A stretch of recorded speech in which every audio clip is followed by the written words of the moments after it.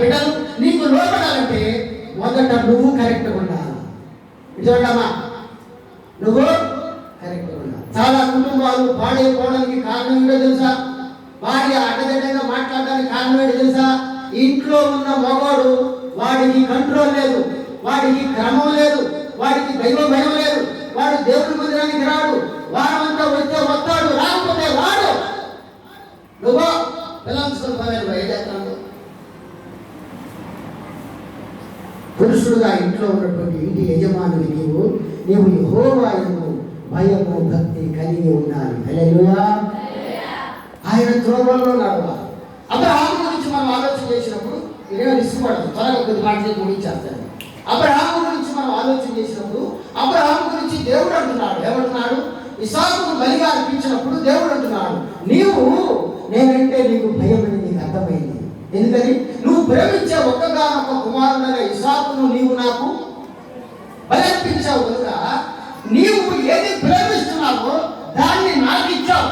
నువ్వు ఏది ప్రేమిస్తున్నావో, నేను దేన్ని అడిగానో అది నాకు ఇస్తే వచ్చావు కనుక నేనంటే నీకు భయము ఉన్నదనే సంగతి నాకు అర్థమైంది. కనుక నీ సంతానము భూమి మీద ఆశీర్వదించబడును.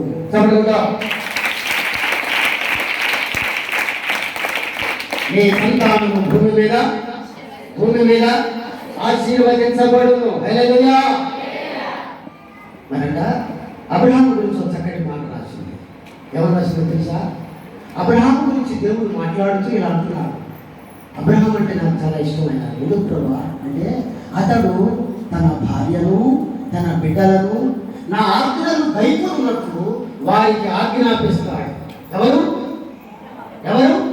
అబ్రహాం తన భార్యకు ఆజ్ఞాపిస్తాడు.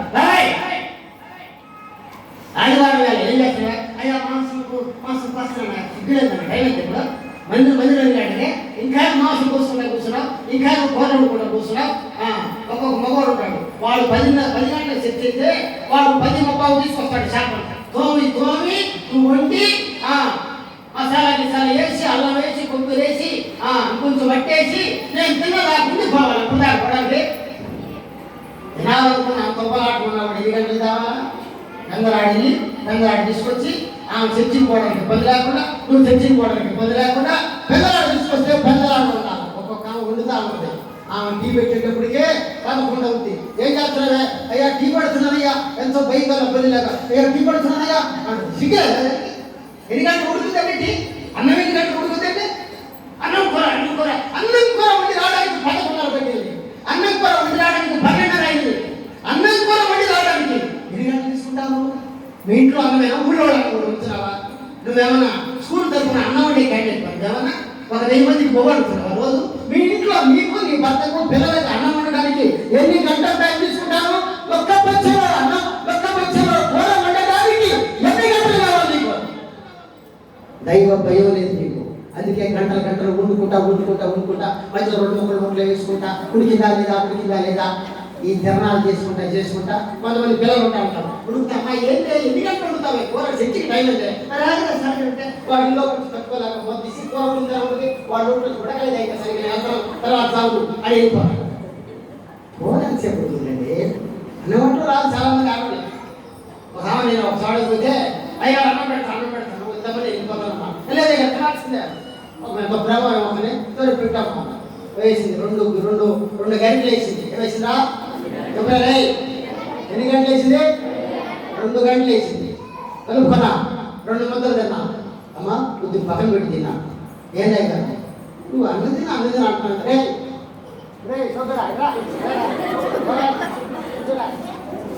ఏంటి సముద్రం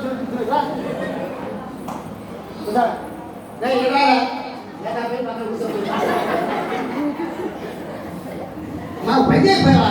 ఏంటై కదా ఏం లేదమ్మా, అన్ని బియ్యం ఇస్తే నమ్ముతూ ఉండేవాడు కదా, ఉడికిస్తే కదా వండటం పోవాల్సిందా? ఎందుకు తినాలి? కలపడం చేస్తాను చాలా సంవత్సరాలు. చాలా మంది రాదు మంచిది. కనుక ఇంటికి మగవాడు అబ్రహాం అట తన భార్యకు ఆజ్ఞాపిస్తున్నాడు. వాడు అమ్మట అనుకున్నవాడు కాబట్టి ఏం చేస్తున్నాడు? వాడికి అనుకోబాకండి జరగండి. ఆడవాడు అమ్మలు అక్కడి శబ్దం పక్కన ఉన్న వాళ్ళంతా జరగడం ముందు కదా జరిగి తల్లి ప్రశాంతంగా చేస్తుంది.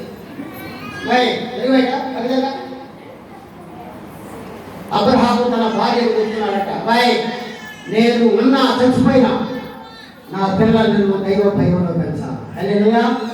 ఎందుకు దేవుడికి అబ్రహాము అంటే ఇష్టం? అబ్రహాము తన భార్యకు ఆజ్ఞాపిస్తున్నాడు, అబ్రహాము తన బిడ్డలకు ఆజ్ఞాపిస్తున్నాడు. చర్చికి వచ్చినాక బయట ఎక్కడ పెత్తనాలు కొడితే అక్కడే పక్కన పోయింది. అర్థంతా చర్చి అయిపోయిందా? మందిరం లోపలికి వెళ్ళిన తర్వాత ప్రార్థన అయిపోయిందాక నేను నిన్ను గమనిస్తా ఉంటానే. చర్చిలో నుంచి బయటకు వచ్చామంటే ఇంటికి వచ్చినాక మోతపోతుంది నీకు జాగ్రత్త అనే భయం నీ బిడ్డలకు పెట్టాలి. లేకపోతే నీ బిడ్డలు అడ్డగోలు తిరుగుతూ ఉంటారు దేవుని మందిరంలో. అందరికీ ఆటంకం బిడ్డలు, ఇతరులు వాక్యం లేకుండా అడ్డం బిడ్డలు. నీ బిడ్డలకు క్రమం నేర్పించాలి. తండ్రి అయితే త్రోవలేదు. దేవుడంటే భయం ఉండాలి. దేవుడంటే భయం ఉంటే, దేవుడంటే భయం ఉంటే దేవుడు ఏది వద్దంటున్నాడో అది మానవాలి. దేవుడు ఏది చేయమంటున్నాడో అది ఇదిగో అది చేయాలి. వద్దంటే మానవాలి, చేయమంటే అది దేవుడంటే భయం ఉన్నాడని అర్థం. కూడా సభలో అబ్రహాము ఆజ్ఞాపిస్తున్నాడు. అబ్రహాము ప్రార్థనాపరుడు, ఇస్సాకు కూడా ప్రార్థనాపరుడు. ఎందుకని చిన్నప్పటి నుంచి కంట్రోల్ చేస్తున్నాడు. చిన్నప్పటి నుంచి బిడ్డలకు నేర్పిస్తున్నాడు అబ్రహాము. చిన్న బిడ్డలను కంట్రోల్ చేస్తున్నాడు అబ్రహాము. అబ్రహాము దేవుడు అంటున్నాడు, నీ సంతానాన్ని ఆశీర్వదిస్తా, నిన్ను, నీ భార్యను, నీ బిడ్డలను ఆశీర్వదించగలను. ఆశీర్వాద బంధువులనేవి కొంత చెప్పలేదు.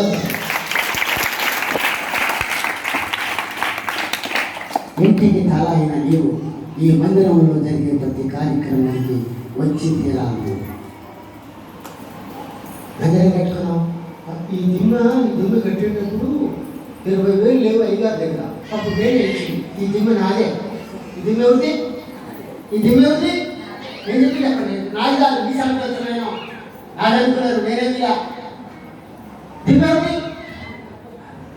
నువ్వు దిమ్మిచ్చావా లేదా అనేది కాదు ఇక్కడ. ఈ మందిరంలో నీవు ఇతరులందరూ కలిసి దేవుని మహిమ కొరకు కట్టుకున్న ఈ మందిరంలో నువ్వు క్రమం కలిగి మందిరానికి వచ్చి నువ్వు ప్రతి కార్యక్రమానికి రావాలి. మొదట మారు మనసు పొందాలి, బాప్తిసం తీసుకోవాలి, సంఘంలో జరిగే ప్రతి కార్యక్రమానికి రావాలి. సంఘం ఎక్కడ ప్రోగ్రాం పెడితే అక్కడ నువ్వు ఉండాలి. సభలో దేవునికి స్తోత్రం చేయాలి. పాస్టర్ వచ్చి అయ్యారు, అయ్యా ఎక్కడున్నారు, అయ్యా సుబ్బయ్య గారు ఎక్కడున్నారు, అయ్యా ఎంఏ గారు ఎక్కడున్నారు, అయ్యా పుల్లయ్య గారు ఎక్కడున్నారు, రసనమయ్య గారు అంత తొందరపడి తెచ్చండి. నీకేమో నీకు 2 పిల్లలు, మాకు 12 మంది పిల్లలండి, మాకు ఎన్ని పనులు, ఎన్ని బాధ్యతలు. వంకర మాటలు మానేసేసి ఏదో రీతిగా ఎట్లాగైనా దేవుడి మందిరం రాష్ట్ర కోసం కాదు, దేవుడి కొరకు నువ్వు చేయాలి ఈ మందిరంలో. హల్లెలూయా, హల్లెలూయా. కనుక భార్యను, బిడ్డలను ముందుగా మురించి నువ్వు ప్రార్థన చేసుకొని నీ కొడుకు లేదున్నావా అంటాడు. ఆడొక నెయ్యి దునపదలా ఉంటాడు. లేచి దిగినట్టు లేదంటే అది చెప్పాలి. పిల్లవాడికి హిందీ పెట్టలేదట అంటాడు. ఎవరే కదా పొద్దున్నే లేచి 6 గంటలు టిఫిన్ అంటావు. మోకరించి ప్రార్థన చేశాడా? నిన్ను, మీ అమ్మని, నన్ను, మా నాన్నను బ్రతికించిన దేవుడురా. లేకపోతే రాత్రి ఎగిరిపోయేవాడు. తెల్లారిపోతే మన సమాజ కార్యక్రమం ఉండేదిరా, సంఘమంతా రావాల్సి వచ్చేదిరా. దేవుడు రాజ్యంగా మనం బతికించాడు. దేవుడికి కృతజ్ఞత చెల్లించాలి. హల్లెలూయా, హల్లెలూయా అని నీ పిల్లలకు జ్ఞానం చెప్పాలి. నీ భార్యకు హెచ్చరిక చేయాలి, నీ బిడ్డలకు హెచ్చరిక చేయాలి. భర్తగా నీ బాధ్యత. కనుక ఆయన త్రోవల్లో నడవాలి, ఆయన మార్గాలు నీ భార్యకు చెప్పాలి. పొద్దునలేమ్మా, పొద్దునలే కూర తీసుకో. సమయం ఇక్కడి నుంచి మనం వచ్చే వారి నుంచి ఆలస్యంగా వెళ్ళకూడదు దేవుడి మందిరానికి. పెద్దలాడదాం, అందరికంటే ముందెళ్దాం, అందరికంటే ముందే దేవుడి మందిరంలో చాపలాడదాం. కనుక ఓడవలసి వస్తే ఉడుతాం. 10 మందిరంలో ఓడవాలంటే మగవాళ్ళకు 15 క్షణుతాం. ఏంటది ఈ మధ్య ఒక పేపర్లో ఒక వాట్సాప్ వచ్చింది. ఏంటో తెలుసా? ఒక పాస్టర్ గారు విమానంలో వస్తున్నాడు. ఢిల్లీ నుంచి హైదరాబాద్కి విమానంలో వస్తున్నాడు. ఎక్కడి నుంచి వస్తున్నాడు అయ్యారా? అమ్మా ఎక్కడి నుంచి వస్తున్నాడు? ఢిల్లీ నుంచి హైదరాబాద్కి వస్తాడు. వచ్చే బయట అక్కడ రోడ్డు ఇక్కడ కూర్చుంటా చిన్న దానికి ఏం చేసి బయట తీసుకెళ్ళి దాని రోజు ఎక్కువ వస్తుంది. లేదు తీసుకెళ్ళి బయట తీసుకెళ్ళి బయట తీసుకెళ్ళాము 2 నిమిషాలు. Thank you, God bless you.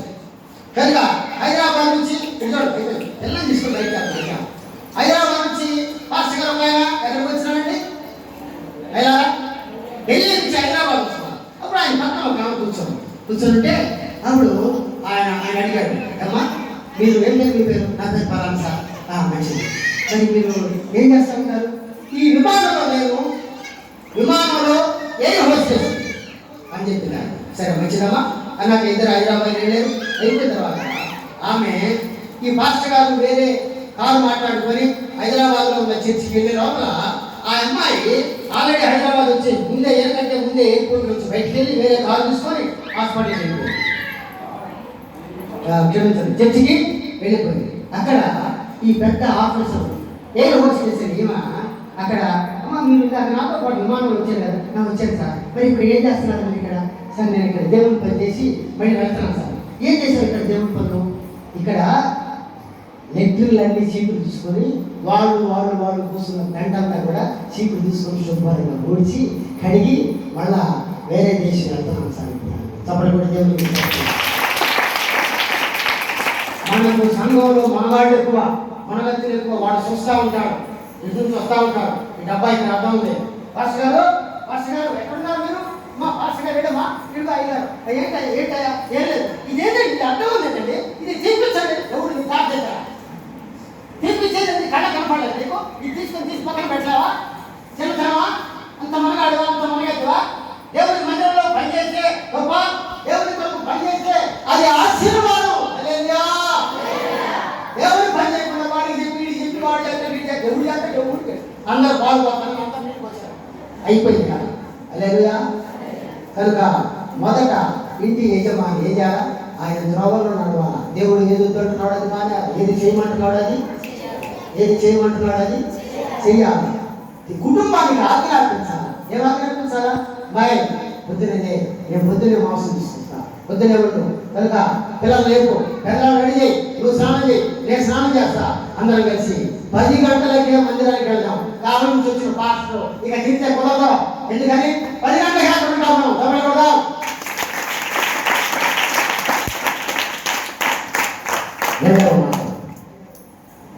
ఎవరి గురించి మాట్లాడేది? మగవాడి గురించి మాట్లాడు. రెండవది ఎవరింట్లో? ఎవరమ్మా? భార్య గురించి దేవుడు అంటున్నాడు.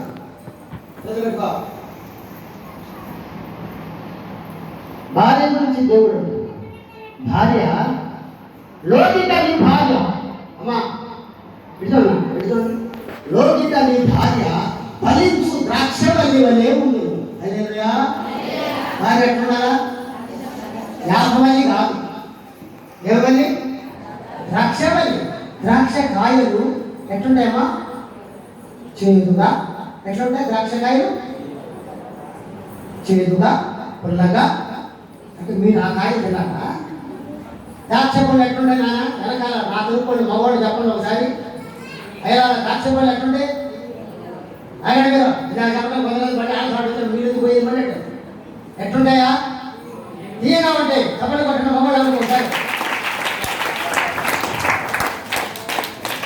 లోకిత నీ భార్య ద్రాక్షవల్లి వలె ఉండును. హల్లెలూయా. ద్రాక్షవల్లి. యేసు ప్రభువు అన్నాడు, నేను నిజమైన ద్రాక్షవల్లి, మీరు తీగలు.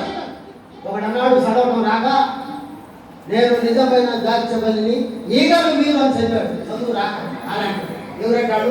తీగల మీద యేసు ప్రభువు అన్నాడు. వీడే చూస్తున్నాడు, ఇప్పుడు ఈగల మీద స్వామి సరిగ్గా చదువురా,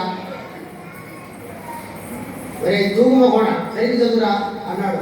తూగుమొహోడు అంటే ఊరక నిద్రపోయాడు. నీ భార్య లోకిత ద్రాక్షవల్లి వలె ఉంది. ద్రాక్షవల్లి లోకించి, నేను ద్రాక్షవల్లి అనుకోండి, ఉదాహరణ నేను ఒక స్త్రీ అనుకోండి, నాలో నుంచి ద్రాక్షవల్లికి తీగ ఉంటాయి. భర్త ఒక తీగ, బిడ్డలు ఒక తీగ. కనుక నాలో నుంచి భార్య అయినటువంటి నాలో నుంచి, ద్రాక్షవల్లి అయిన నాలో నుంచి మాధుర్యత, తీపితనం ఎక్కడికి పోవాలి? భర్తకు పోవాలి. హల్లెలూయా. భర్త నిన్ను మెచ్చుకోవాలి. భర్త మెచ్చుకునే ప్రవర్తన ఉందా నీకు? ఏంటంటే అంటారా? మీ తెలియదు ఊరు తాగుతాడు కదా వాడు. ఏంటంటే మనది అంటుంది ఒక తెగ. ఏంటంట వాడు తాగు వస్తున్నాడట, అందుకని ఆడి మాట ఆడే కట్టుకొని అన్నం తీసుకొచ్చి పెట్టేది బాబు. మరి ఏమంటుందేమో తెలుగు వేదాన్ని ఏం దగ్గర ఆడేందుకు ఇక్కడ ఎప్పుడు తాగుతాడు, తాగించి పడతా ఉంటాడండి. పడతాడు, పడాలి తప్పదు. ముందు లేదా పెళ్ళే పెళ్ళి అయిపోయినాక ఏమన్నా చెప్పేది ఏమన్నా లేదా? నీలో నుంచి ద్రాక్షవల్లిలో నుంచి నీ మాధుర్యత, నువ్వు తీయదను, నువ్వు చూపించే ప్రేమ, నువ్వు చూపించే తీయదను, నువ్వు కనపరిచే ప్రేమ, నువ్వు కనపరిచే అనురాగం నీలో నుంచి నీ భర్తలోనికి ప్రవహించాలని. హల్లెలూయా, హల్లెలూయా. నీలో నుంచి ఆ ద్రాక్ష తీయటి అనుభవం నీ భర్తలోనికి ప్రవహించాలి. నీ భర్త ఎప్పుడు చూసినా నా భార్య బంగారం. ఎవరు మధ్య ఒకటి భార్యని చక్కబొట్లు కొట్టేవాడు, తలుపు బాడకేసి కొట్టేవాడు, ఇటువైపు తలుపు వేసి కొట్టేవాడు. చదువుకోలేదు, ఒకసారి చెవుల నుంచి రక్తం వస్తుంది. ఒకసారి ఇట్లాగా పడుకుంటే కాలు మీద గొంతు మీద కాలు వేసి కొట్టేసేసాడు. కనుక ఆ మెడకాయలు చాలా రోజులు పనిచేయాల, చచ్చిపోయింది. ఏమైపోయింది? చచ్చిపోయింది. నేను చచ్చిపోతాడు దాన్ని పని జాగ్రత్తగా వింటా ఉంటాను. వీడు ఏమో ఏడుస్తున్నాడు అని వింటా ఉంటాను. దగ్గరికి వెళ్ళి ఏడుస్తున్నాడు. నేను వెళ్ళా, వెళ్తే ఏమంటాడు ఏమి చూద్దామని పెడితే అని ఏంట్రా అన్న, నా భార్య వెళ్తా, నా భార్య వెళ్తా, పగిలిందంత ఎదవా. అది ఉన్నంత కాలమేమో దాని కాలుతో చేతితో ఆడుకొని గందరగోళం చేసి అది చచ్చిపోయి నాకు ఏంటంటే ఇప్పుడు అది ఈ దయ్యం వాడికి కనపడలేదు. అది దేవతల సంగతి మొదలుదాకా వీడు బతుకున్నంత కాలం వీడు సైతాన్ లాగుండి ఇంట్లో వీడు ఒక పెద్ద దయ్యం. ఈ దయ్యం లాగుండి భార్యను అర్థం చేసుకోలేడు, బిడ్డలు అర్థం చేసుకోలేడు, వీళ్ళంతా అల్లకలోకం చేసే ఈ మనగాడు చచ్చిపోయి నాకు ఏమంటున్నాడు? నా బాధ దేవతావా, నా బాధ ఏం చేస్తాడు? ఎవడే చేస్తాడు? మళ్ళీ ఇంకో జాగ్రత్త ఎక్కుతున్నాడు. దాన్ని కూడా చెప్తాను. లోకిట నీ భార్య ద్రాక్షవల్లి ఉండు. ద్రాక్షవల్లిలాగా ఉన్నావు తల్లి. నీ భర్తకు మాధుర్యాన్ని ఇచ్చే స్త్రీగా ఉన్నావు. భార్య భర్తకు మాధుర్యాన్ని, ప్రేమను అందించాలి. మంచోడు కాకపోవచ్చు, పరిమాణుడు కావచ్చు, ఇంకెవడో కావచ్చు, ఇంకెవడో కావచ్చు. కొంతమంది అనగా పొలం ఉంటారు, పెళ్ళేవో చేసుకుంటారు, కట్నం దగ్గర చేసుకుంటారు. కట్నం మీకు ఎవరు ఇక్కడ శివుడు ఉన్నారా? కట్నం తగ్గిద్దని చేసుకుంటారు. పెళ్లి కావట్లేదు, ఎవడైతే చేసుకున్నాక రోజు అడిగే దొరుకుతుంది. ఆయనకేమో ముఖ్యట పోయింది, కొంచెం ఏమైంది ముఖ్యట పోయింది. రోజు దగ్గరికి వెళ్తుంది కానీ అదే నీ ముక్కు బాగాలేదు చేసుకునేటప్పుడు తెలియదా? అప్పుడు కబుర్లు పడి చేసుకున్నాక చక్కగా వాడికి ఇప్పుడు కొత్తగా రెడీమేడ్ మేకప్ చేయాలా? ఏం చేస్తావు వచ్చడానికి అర్థం? నువ్వు చేసుకున్నావు కనుక, దేవుని సన్నిధిలో చేసుకున్నావు కనుక నువ్వే ఎందుకు అడిగి చూస్తున్నా? ప్రమాణపూర్వకంగా చేసుకున్నావు కనుక, దేవుని మందిరంలో చేసుకున్నావు కనుక, దేవుని సేవకుల సమక్షంలో చేసుకున్నావు కనుక, దేవుడిని చూస్తుండగా పెళ్లి చేసుకున్నావు కనుక వాడితో కాపురం చేసి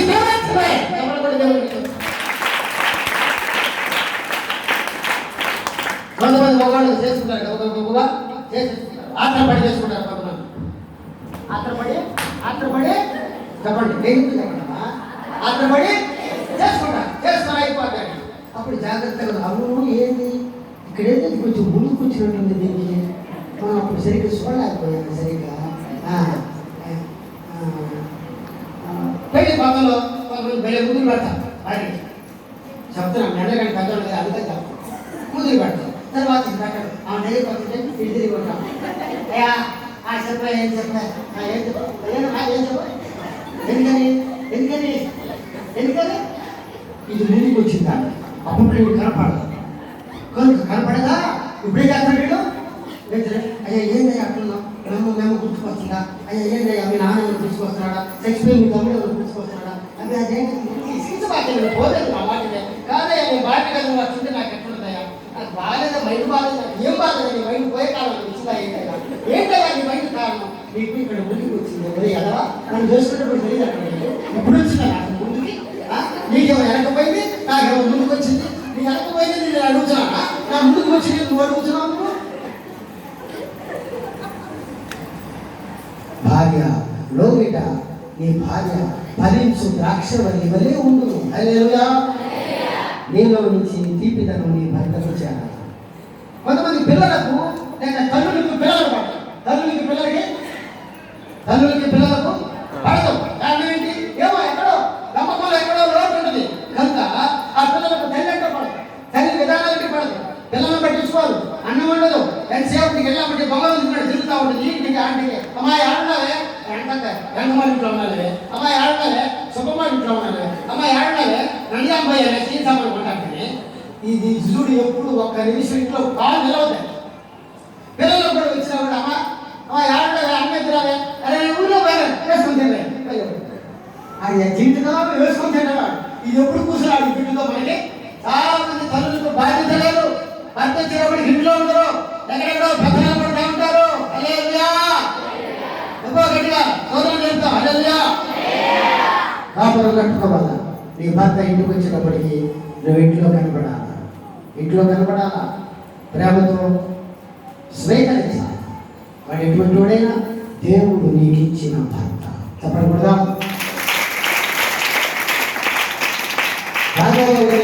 అసహించుకోవాలి. దేవుడు నిన్ను అసహించుకుంటే ఈ లోకంలో ఉండలేదు. కొత్తగా కొత్తగా చెప్పండి, మీ కూడా ఉంది చెప్పండి. ఏమైంది? పెళ్ళి నా దగ్గరికి వచ్చాడు, మా కొంత సీరియస్ పెట్టి వచ్చాడు. వచ్చి ఏంట్రా అనుకున్నావు? అదే అనుకున్నాను, పెళ్ళేది కదా. నీ పెళ్లి చేసిన నాకు చెప్తున్నాను కదా, నీ పెళ్ళి ఏదైతే పెళ్ళి అంటాను. ఏం లేదు, ఈ పిల్ల నాకు చూస్తే నాకు ఎంత నాకు పెద్ద నచ్చలేదు. అలా ఉంది స్వీట్ ఎంత అడుగుతుంది. అవునా స్వీట్ ఎంత కొంచెం చూసుకోకుండా ఫోటోలో ఎంత సీట్ పడింది కదా, ఈ సీట్ కూడా ఎంత పడింది కదా, ఎంత నీ సీట్ ఎంత ఉంది దాని సీట్ ఎంత ఉంది చూసుకోలే కదా చేసుకున్నారు. మరి ఇప్పుడు ఏం రాదు, ఈ పిల్లలు నాకు నచ్చలేదు, వాళ్ళ అమ్మడి ఇంటికి పంపించేస్తారు. ఎక్కడికి పంపిస్తారంట చెప్పండి అమ్మా? అమ్మడి ఇంటికి పంపించేస్తారు. అప్పుడు అరే పని చేయాలి, వెంటనే చేయాలి. నువ్వేం కదా పంపించుకోవాలి. దేనికి పంపిస్తాను పంపించాను. అప్పుడు నేను ఒక మాట పిల్లలు పంపించారా, ఎక్కడ పంపిస్తావు? వాళ్ళ నాన్న ఇంటికి. మంచి వెరీ గుడ్ బాగుంది. నేను ఒక చిన్న మాట చెప్తాను మీకు. ఏంటంటే నేనే నీకు పెళ్లి చేసింది మీరే నాకు నేను వాళ్ళ నాన్న ఇంటికి నువ్వు ఆ పిల్లల్ని పంపించేసి. ఎందుకని? నీకు అదంటే ఇష్టం లేదు. నువ్వేం చేస్తావంటే ఎప్పుడైతే నువ్వు వాళ్ళ నాన్న ఇంటికి ఆ పిల్లలు పంపిస్తావో నువ్వు చర్చికి వస్తున్నావు కదా, నువ్వు దేవుడి కుమారుడు. ఎవరు కుమారుడు? నువ్వు దేవుడి కుమారుడు. దేవుడు నాన్న నీ భార్య మీ నాన్న ఇంటికి వెళ్ళిపోయిందిరా, నువ్వు నడిదిరా రాకుండా. దేవుడు నిన్ను, నువ్వు దేవుడు కొడుకు కదా, చర్చికి పోతున్నావు కదా, మందిరానికి వెళ్తున్నావు కదా, నేను దేవుడు కొడుకు అంటున్నావు కదా. దేవుడు ఇంటికి నాన్న మన ఇద్దరు మన ఇంట్లో ఉన్నావు కదా, మా ఇంట్లో ఉన్నావు కదా, నువ్వు నా కొడుకు నేను బరలోకుండా నడిది కదా. నువ్వు ఆ పిల్లలు వాళ్ళ ఇంటికి పంపిస్తే దేవుడు నిన్ను ఆ ఇంటికి పిలుస్తాడు. అంటే ఇక్కడ నుంచి నేను రమ్మంటాడు. అంతా వాళ్ళే పొద్దున్నాను కాసేపు సవడం పట్టిపోయాడు. ఏందనుకులు అంటాను, ఇంకేమన్నా నేను దాన్ని అన్నింటికి పంపించేసి ఇంకో దాన్ని చదువుతుందా? నేను ఏమనుకుంటున్నాను? పెళ్లి చేసిన దేవుని సేవకుడు నేను. అడ్డగోలు రౌడీ మాటలు మాట్లాడబాక, అడ్డగోలు మాటలు మాట్లాడబాక, అడ్డగోలు ఏదో. ఎవరుకుంటున్నారా పెళ్ళి అంటే